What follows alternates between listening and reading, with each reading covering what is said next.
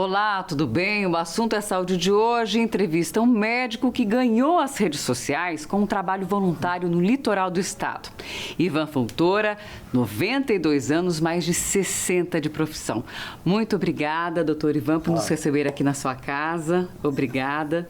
Eu queria começar com a sua história com a paixão pela medicina. Começou cedo, né? Sim. Conta pra gente, doutor Ivan. Sim.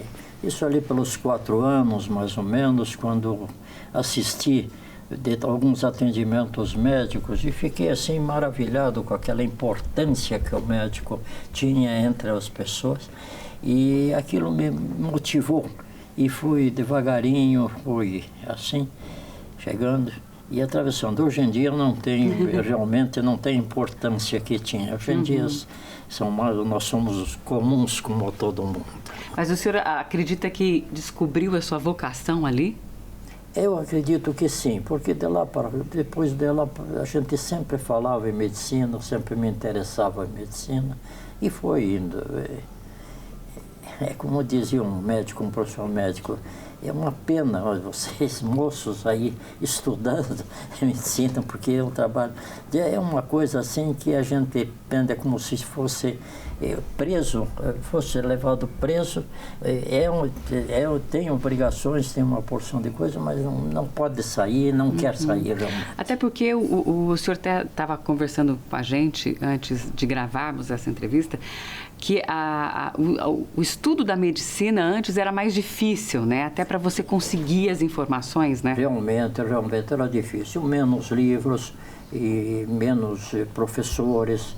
E também a medicina estava assim, com bastante atraso, né?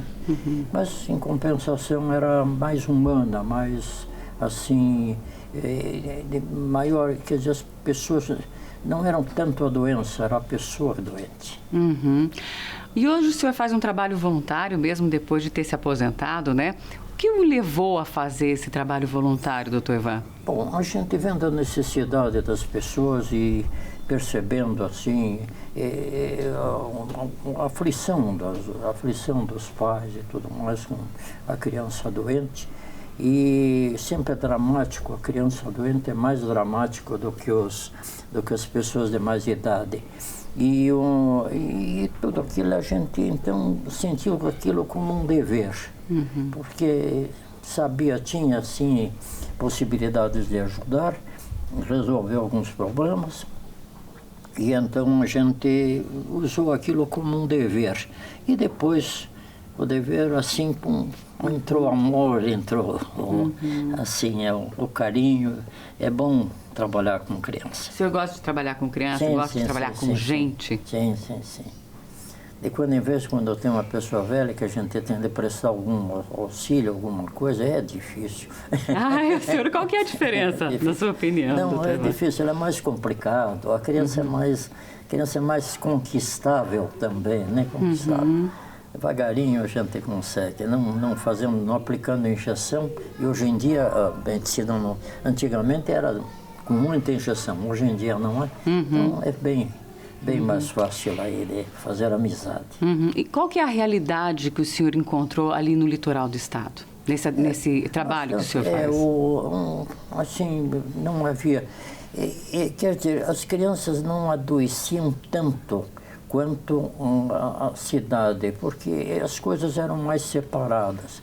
Mas, mas de qualquer forma, as coisas tornavam-se graves porque não havia atendimento.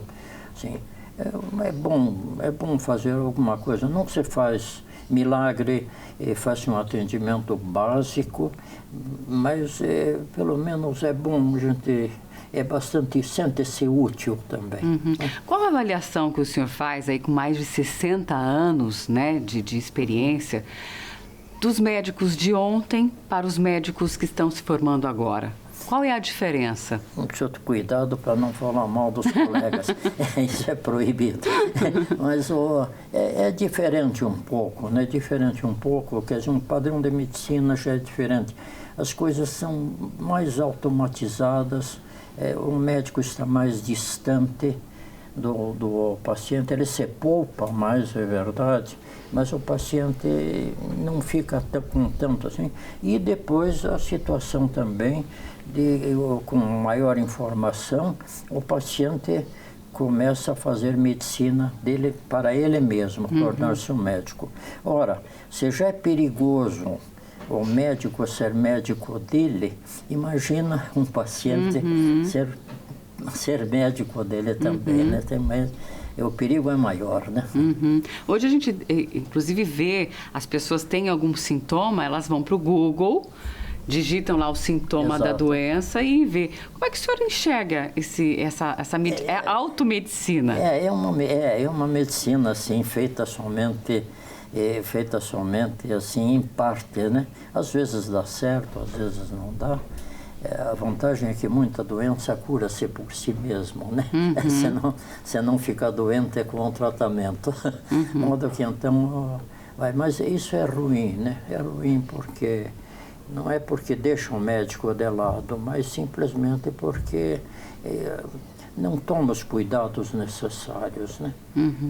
Para poder se tratar. Né? Como o senhor vê o futuro da pediatria? Bem, a pediatria, eu acho que a pediatria vai voltar novamente. Eu acho que ela está diminuindo em número. Primeiro também porque o número de crianças está diminuindo também, né? Então, não teríamos mais tantos pacientes. E depois também a situação as vacinas, grande quantidade, diminuir um grande número e a necessidade do médico, né? Eu me lembro que quando levamos o sarampo, a vacina de sarampo, eu era secretário de saúde aqui do Paraná, e levamos lá para Umuarama. E um médico de Umuarama ficou bravo comigo. Por quê? E aí eu fui falar com ele, e ele disse, pois eu não posso olhar isso com bons olhos. O senhor traz aqui a vacina de sarampo. Diz, o senhor sabe quanto nós conseguimos ganhar com sarampo? É investimento assim, na doença, né? Duas, três consultas e ainda você tem uma pneumonia, mas então tudo isso o senhor está tirando do nosso rendimento. E como que o senhor resolveu essa situação ali? Não disse, pedi desculpa para ele. Tem umas coisas são assim mesmo, não fui eu quem inventou. E a medicina então está se tornando um pouquinho mais distante. Eu tenho receio que a medicina seja reabsorvida pela clínica médica, que foi de onde ela saiu há algumas centenas de anos atrás. E então, provavelmente, eu lamentaria.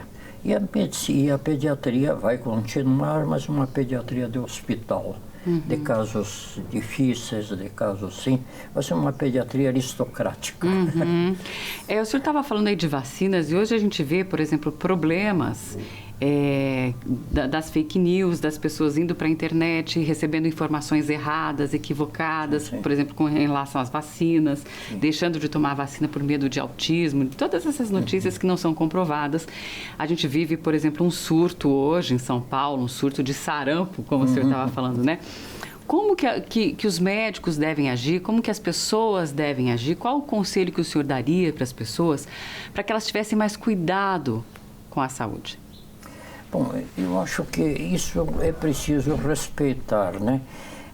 Quem sabe falta mais aqui no Brasil, quem sabe falta mais, já houve isso, maior quantidade. Vamos dizer assim, as mensagens públicas, quer dizer, Ministério da Saúde, entendeu? Vamos dizer, o Ministério da Saúde puxando para ele mesmo a dignidade que ele tem, ou quer dizer, a obrigação e a dignidade que tem a responsabilidade, de informar, e fazer com que o povo aceite mesmo, né? Porque o médico é assim, a não ser As nossas associações, a gente procura estudar, trocar experiências, entendeu? Trocar experiências, mas não saímos muito, nós somos um pouco tímidos, não saímos um pouco para fazer. Então, nos Estados Unidos, por exemplo, já as associações médicas e as universidades, enfim, têm um papel junto ao povo. Nós não, né? Não temos. Então, quem sabe fosse bom para que as secretarias de saúde informassem, mas informassem de um modo tão simples e ao mesmo tempo tão completo, para que fossem respeitados pelo público e então respeitados e também que colaborassem. Colaborassem com isso, porque falta gente, né, para ter saúde. E com 62 anos aí de experiência, o senhor vê diferença na criança que o senhor atendia lá atrás para a criança hoje em dia? A criança brasileira, ela mudou? O ambiente que ela estava, ela mudou? Ela é uma criança diferente? A tecnologia mudou a criança? O senhor vê diferença na criança brasileira? Sim. A criança está mais esperta, se comunica mais, mas tenho a impressão de que, se fosse achar alguma coisa assim, de que ela é mais insegura. Isto é importante. Insegurança já é um problema. Quando nós nascemos, a primeira coisa é tentar abraçar o ar, num momento assim de segurança, agarrar alguma coisa, e levamos essa insegurança o resto da vida. Agora, quem sabe, com menor atenção, que os pais são muito ocupados, com menor atenção pessoal, a atenção, por exemplo, da escolinha é muito boa, mas ela é coletiva, e com menos atenção pessoal, quem sabe nós não sejamos tão seguros como antigamente. O senhor acredita que falta um pouco a presença dos pais em casa com os filhos, e essa é uma diferença grande dessa geração para outra? Exato. Isso é importante, né? É importante. A gente, pelo menos, fazer como um cachorro, que chega em casa, o cachorro está lá, pega o cachorro e vai dar a volta no quarteirão. O senhor faz um atendimento voluntário no litoral do estado, e o senhor estava falando também de um projeto, da intenção também de fazer um trabalho junto a adolescentes. Sim. Qual que é a importância disso? É muito importante, porque o adolescente, não só pensando como pessoa, ela vai sofrer bastante com isso. Ela não é compreendida, ela que está precisando de ajuda não é compreendida. É como se tivesse cometido um pecado, pecado do qual irreparável.